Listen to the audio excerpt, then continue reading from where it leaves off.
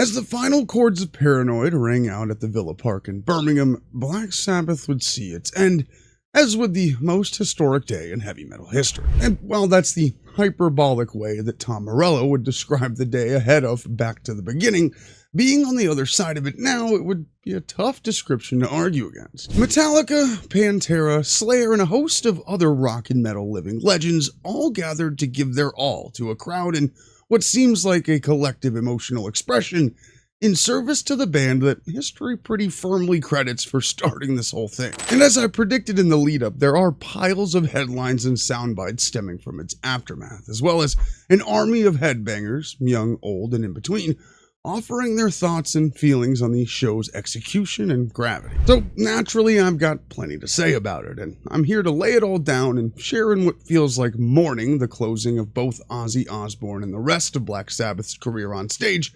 commanding the masses with the Devil's Tritone. If you've seen anything I've done regarding what was billed as Ozzy Osbourne and Black Sabbath's final performance, you'll know that I was hesitant to believe it would happen, while also really hoping that it did and went well. On the internet and in short clips, how the day panned out, or specifically how well Ozzy Osbourne managed to perform, could easily be cut up and portrayed however your confirmation bias dictates. I'm personally more interested in the massive emotional toll it took on some of heavy metal's biggest legends, as guys like James Hetfield and Tom Morello became teenagers again, having the honor of contributing directly to Black Sabbath's crazy history. This entire day resulted in enough side notes and happenings to fill a book, from iconic photographer Ross Halfin being recruited to capture these enormous moments in time, to the show's A-list host, Jason Momoa, giving movie studio executives an insurance-induced panic by pushing his way into the pit as Pantera performed Walk, or even Jack Black's amazing cover of Mr. Crowley with the offspring of rock and metal icons. The result of the Back to the Beginning execution absolutely sets it as one of heavy metal's most historical days. And as Ozzy ascended from below the stage in a throne fit for the Prince of Darkness, his performance, whether you think he nailed it or failed it, would cascade a wave of reflections from fans of Black Sabbath and their heavy metal offspring, the ones there to honor them. Back to the Beginning seemed to live up to the hype and certainly can be portrayed as nothing less than a smashing success and fitting final chapter for both Black Sabbath and Ozzy Osbourne, and professionally shot and live streamed to millions as the heavy metal event of the decade, bar none. Before Ozzy and Black Sabbath took the stage that night, they were honored by an absolute who's who of rock and metal icons. Whether it would be Mastodon ripping through my personal favorite Sabbath tune, Supernaut, or Slayer taking the stage for their second show back and crushing a tight set to a rabid crowd, Limp Bizkit's Fred Durst appearing remotely with an out-of-character cover of Changes, or the two waves of supergroup performances featuring the likes of guitarist Jake E. Lee, Aerosmith's Steven Tyler, Sammy Hagar, KK Downing, Rudy Sarzo, Chad Smith, and that barely covers a fraction of the appearances. Tool was there, making tool-shaped noises. Disturbed's David Draymond would take the microphone amidst his bomb signing controversy, and the younger generation would see their representation with the appearance of Youngblood, which is like a super on-the-nose name. It probably wouldn't surprise you that I've never heard of Youngblood before this. And I'm not bragging about that. I'm not like proud of being detached from newer stuff. Some people take it that way. But the level of effort and reverence the kid gave to his performance and opportunity leaves me with nothing but respect for him and the other new school figures who performed. Slipknot's Sid Wilson took advantage of the emotional gravity of the day by dropping to one knee and proposing to Kelly Osbourne right in front of her iconic father and family, in one of the night's most wholesome offstage events. Guns N' Roses would take their place on the roster, delivering covers of Sabbath Bloody Sabbath and Never Say Die, and backstage, Axl Rose and Ozzy Osbourne would finally meet for the first time, which is like one of the more astonishing bits of trivia. How is it possible their paths hadn't crossed over the course of the last 40 years as rock gods? I have no idea. Metallica would be the final celebration of the night, prior to the main event, and would deliver a cover of Hole in the Sky, a song they played back in 2006 when they inducted Black Sabbath into the Rock and Roll Hall of Fame, as well as digging a deep cut out of the original Sabbath works with Johnny Blade. They would also dig these mariachi pants out of Hetfield's closet that he wore for that charity. Why do you still have those, dude? Sell these pants, James.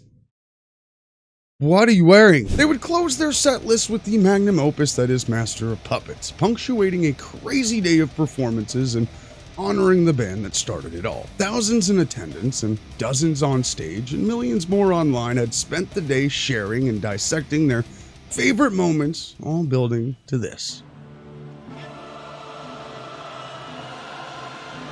As Carl Orff's O Fortuna thundered through the arena like the opening of the gates of hell as it has at Ozzy's shows for decades, months of speculation, hope, doubt, and anticipation dissolved into a fog creeping across the stage.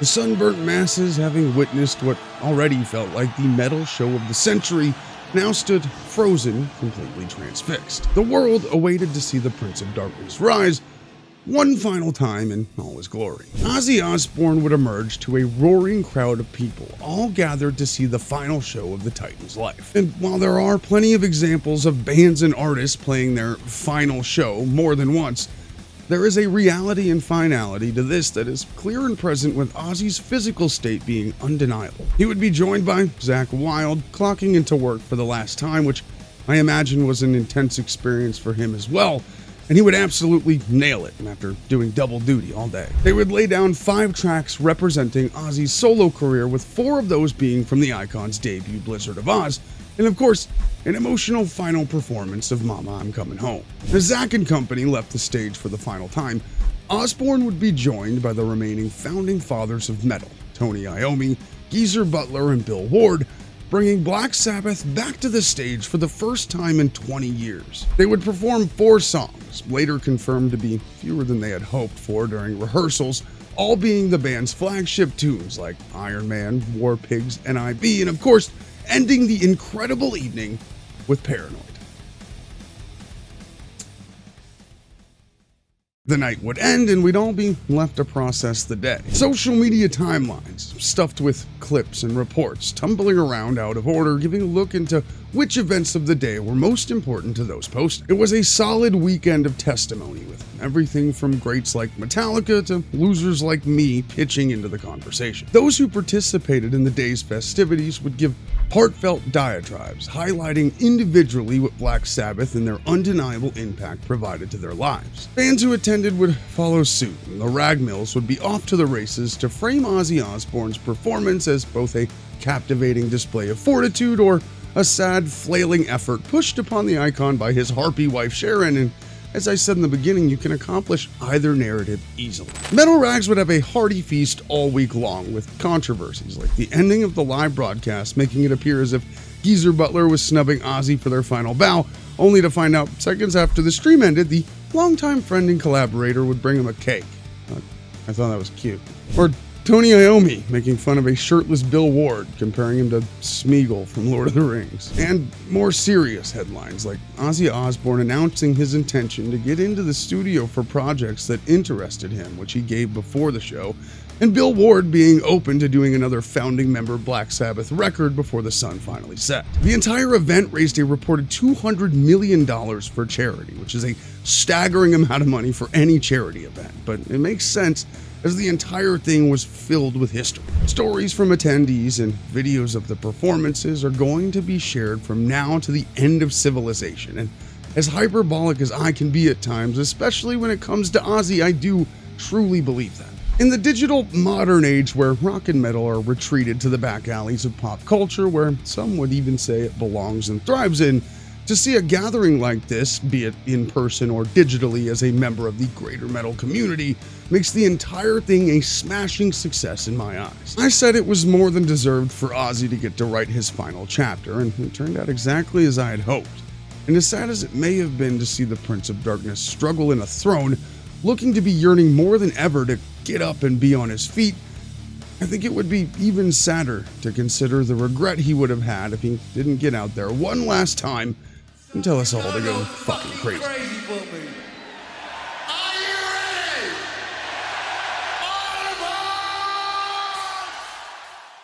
I wanted to let the aftermath play out for headlines to cook over the last week or so, as I did plenty of the riding of the wave in the lead up to the show as far as video topics went. And while I still think more separation from the night is needed to get a full picture on its public perception, what I can tell you is how it impacted me. When I was a kid, I had this old acoustic guitar sitting in a closet that I had never played. I was often grounded for things, either deserved or not, but the one thing that was never taken from me was that guitar. As I discovered Black Sabbath in my early teens, it was Children of the Grave that finally inspired me to open the case and pluck the strings.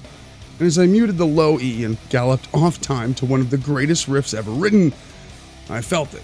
I don't know how to describe what it is, but it certainly took me like a beautiful sickness, and I was determined to excel on 6 strings as fast as possible, and all of the best parts of my life after that were a direct result of that guitar and the people it led me to. It was Black Sabbath, along with others like AC/DC, that drove me to discover who I was in the most formative years of my life, and Ozzy Osbourne was a major pillar of the soundtrack that accompanied all of the teenage ups and downs that each of us face and process, while others around me found the same in bands like Linkin Park and Cannibal Corpse. My head was firmly planted in the 70s and 80s for whatever reason, and it's a character flaw that I still wear today. Clearly, I wanted to be a rock star, but fate had different plans for me, though the identity of wannabe rock star is obviously painted all over me. It cemented to me in a way that is outwardly visible. Rock and roll and heavy metal are easy to see when looking at me. Seeing this larger-than-life, mythological Mount Rushmore icon put forth a Goliathan effort to command a crowd of millions, in-house and online, for one last night brought that discovery of it right back to the front of my soul. And while some of you would scoff at how cemented and attached my interests are to the music's earlier days, I like what I like, and Black Sabbath is to blame. It's cool to consider all of the generations since and to come that will discover this music, the culture that surrounded it, and the coalescence of fellow headbangers of all walks of life and all over the world, and hope that it can repair some of the social damage that has been wedged between everyone in the modern day. But it's also bittersweet to hear the final chords of Paranoid ring out on stage one last time, knowing that the Island of Misfit Toys discovering it aren't going to get the chance to see an icon among icons frog hopping and going crazy in person in front of a crowd. Back to the Beginning undeniably serves as the end of an era of music that is impossible to replicate, delivered by a band that sits at the foundation of every act to come after. For the absolute train wreck dud that it could have been, Back to the Beginning was a massive success, meeting and even exceeding what I had expected and hoped for. And of course, the case can be made that it could have been better, obviously missing notable names in metal history like Judas Priest or Megadeth.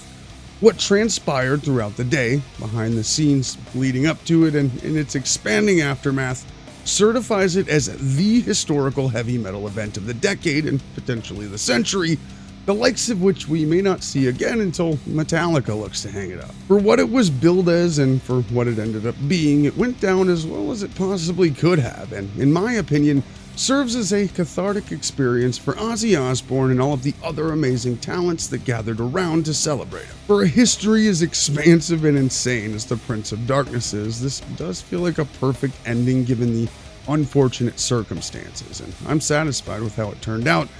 Not that my opinion means anything, but if you've made it this far into the video, I imagine you're interested in my thoughts. Which is a sentiment I look to reciprocate to all of you Doc and Sarge fans who keep getting duped into hearing me talk about Ozzy Osbourne every week. I want to know what you guys think. How did you feel about the day? What was your favorite story or performance to come out of it? And what kind of impact have Black Sabbath and Ozzy Osbourne had on you in your life? As I mentioned earlier, the end often isn't the end when it comes to legacy rock and metal bands, but this does carry a fairly certain finality to it. At this stage, I'm happy to see Ozzy as satisfied as he can be given the hand he's been dealt, because I'm grateful for the music and stories he's managed to captivate me with for nearly my entire life. Whether you're one of those people who think it's silly for it to impact strangers in an emotional way, or someone who totally gets it, ponder this. This group of British lads, collectively and separately for over half a century, have managed to make noises that our brains interpret to be so good that they've been granted deity status by millions and millions across the world. Now that certainly feels like something to me. Long live Black Sabbath and all hail the Prince of Darkness.